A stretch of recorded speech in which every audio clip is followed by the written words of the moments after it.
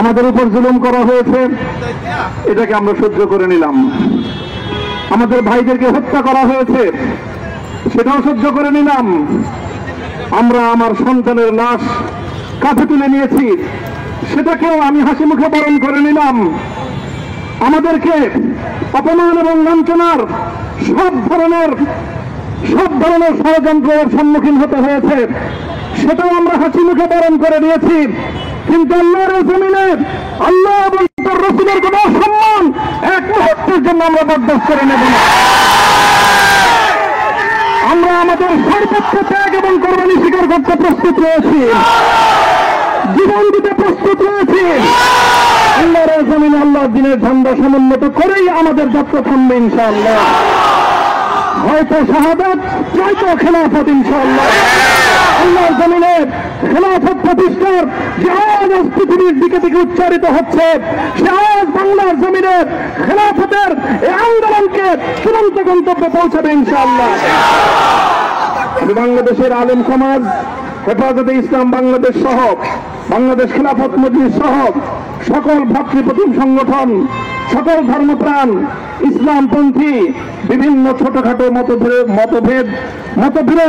মত পার্থক্যের ঊর্ধ্বে উঠে যারা এলাহি কালিমাতুল্লাহর এই এক বাণীতে বিশ্বাসী, আল্লাহর জমিনে আল্লাহর দ্বীন কায়েম করতে চাই, আমাদের তাআলাউ ইলা কালিমাতিন সাওয়াইন বাইনানা ওয়া বাইনাকুম এই এক মন্ত্রে উজ্জীবিত হয়ে আল্লাহর দ্বীনের ঝান্ডা সমুন্নত করবার এই আন্দোলন এবং সংগ্রামে আমি নিজেকে উৎসর্গ করার ঘোষণা করছি। আমাদের উপর জুলুম করা হয়েছে,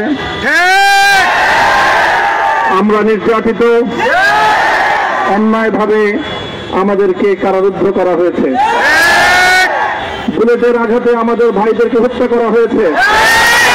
আমরা যখন আমাদের সন্তানদের লাশ এবং তাদের রক্তমাখা বুলেট বিদ্ধ সেই মরদেহকে সামনে রেখে আমরা যখন আমাদের ন্যূনতম প্রতিবাদটুকু উচ্চারণ করতে গিয়েছি, তখন আমাদেরকে কারারুদ্ধ করা হয়েছে, আমাদেরকে নানাভাবে নিষ্পেষণ করা হয়েছে, আমাদেরকে জনগণ থেকে বিচ্ছিন্ন করার সব ধরনের অপচেষ্টা চালানো হয়েছে।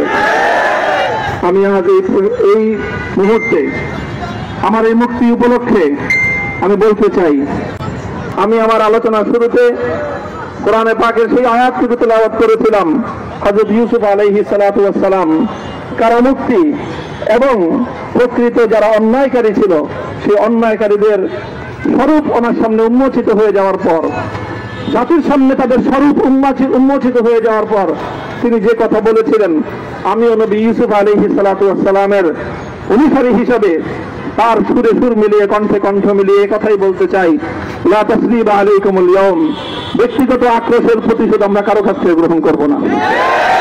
সকলকে আহ্বান জানাই, মাদ্রাসা, স্কুল, কলেজ, ভার্সিটি কোন শিক্ষা ব্যবস্থার ছাত্রদের মধ্যে বিভেদ করার নীতিতে মামুনুল হক বিশ্বাস করে না। আসো, স্কুলের ছাত্র আসো, আমার মাদ্রাসার ছাত্র পাশে দাঁড়াও, কলেজ থেকে আসো, ভার্সিটি থেকে আসো, তোমরা হাতে হাত মিলো, ইনশাআল্লাহ দেশের স্বাধীনতা অক্ষুণ্ণ থাকবে।